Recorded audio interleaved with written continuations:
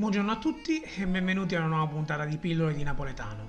Oggi per la prima volta inaugureremo la rubrica Pigli da pillola, in cui sulla nostra pagina Facebook, di cui metteremo il link sotto al video, abbiamo chiesto ai nostri lettori di proporci il loro quesito riguardo a una parola di napoletano e poi ne avremo risposto definendo etimo e significato. Il quesito in questione è stato posto da Fabrizio Schirru, che ha chiesto l'origine del termine arriffati. Allora, con il termine arriffati si intende vatti a vendere a chi non ti conosce.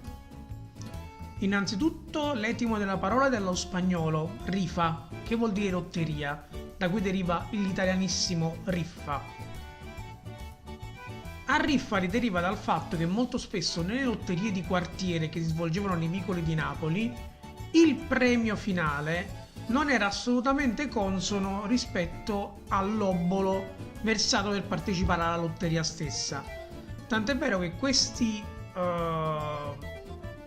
ambulanti che facevano questa lotteria giravano spesso per varie strade dei vari quartieri per non sostare troppo spesso in un solo posto in modo tale da non guadagnare una cattiva nomea. Per questo arriffati vuol dire vatti a vendere a chi non ti conosce, ovvero vai a trattare con qualcuno che già non ha avuto a che fare con te. Detto questo, io spero di aver risolto il quesito di Fabrizio. Io vi saluto, vi ringrazio come al solito per l'attenzione e vi rimando a una prossima puntata di Pillole di Napoletano. E come si dice sempre, ciao Brin!